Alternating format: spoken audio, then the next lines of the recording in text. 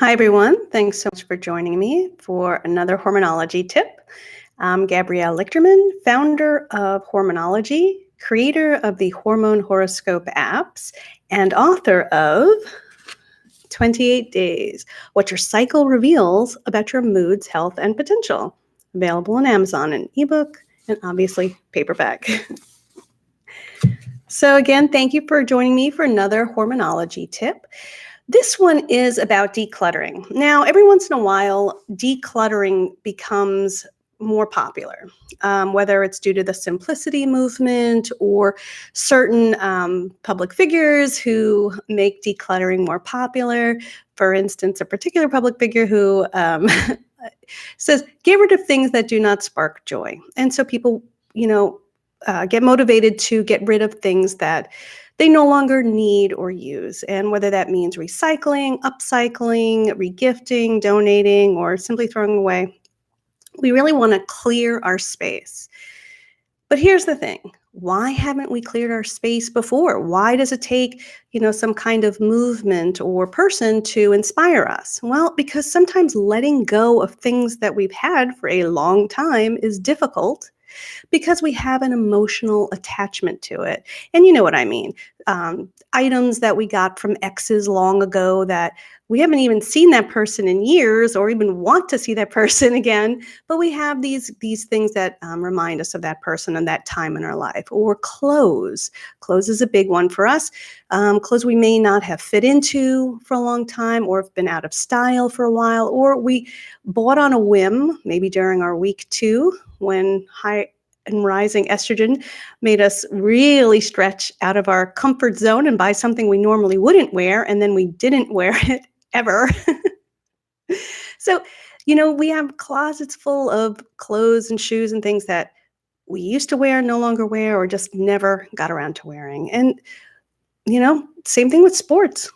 Remember when you were in high school and college and you played a sport and you had all the equipment and you no longer play it, but all that stuff is still in your closet or garage or attic? We hold on to these things because we have a sentimental attachment. They are nostalgic. So if you want to declutter, sometimes it can be difficult to get rid of these things because of that emotional attachment. So how can you make it easier? One way is to simply sync decluttering with your menstrual cycle. And I know this sounds like the two things would never go together, but they do, and I'll explain why. There is a time in your menstrual cycle, a span of days, when you are less sentimental, when you are less nostalgic, when you think more practically, when you think, okay, I haven't used or need this stuff, so I can get rid of it. I can give it to someone who can use it.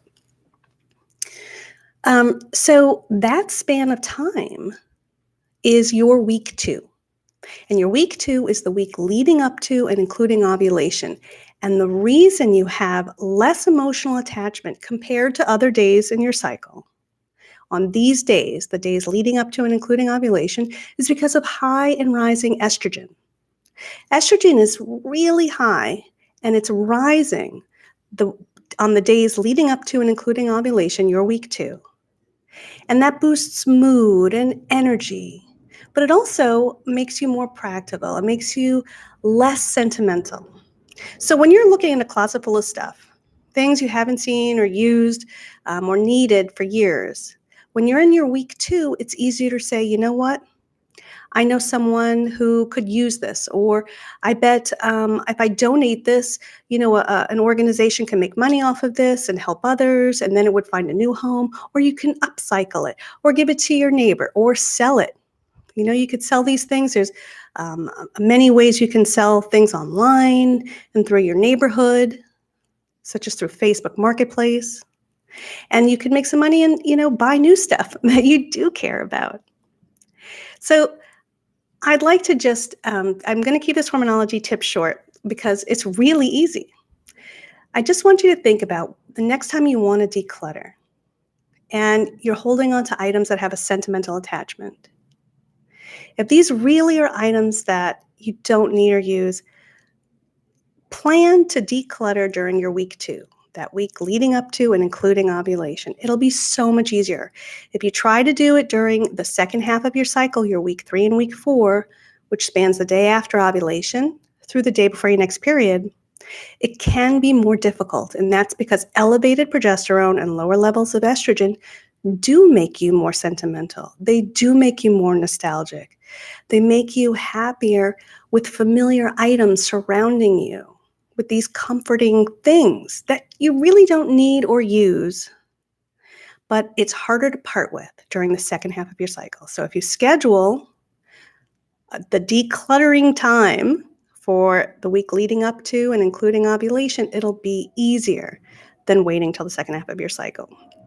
Now, I just want to follow up with one caveat. If there is something that is really deeply personal that you've been on the fence about getting rid of, say something that your mother gave you, don't get rid of it completely. Give it away one step, one generation away. For instance, give it to a family member, give it to a close friend, but don't throw it away and don't donate it. Just give it away one step so that if you do turn around and realize that was one thing that I really wish I'd saved, you can go back and retrieve it. Because during your week 2, as I said, you're less sentimental and you have less nostalgia, so it is easier to part with these things.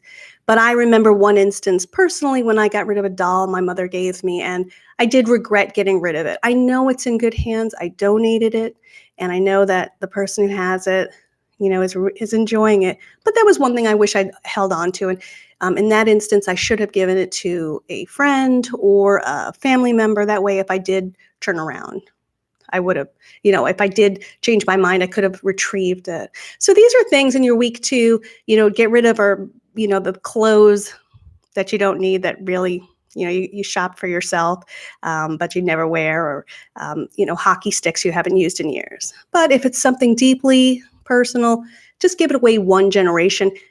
Give it a trial period of separation. I mean, I didn't need the doll, but it would have been nice to have it. So I hope this tip helps.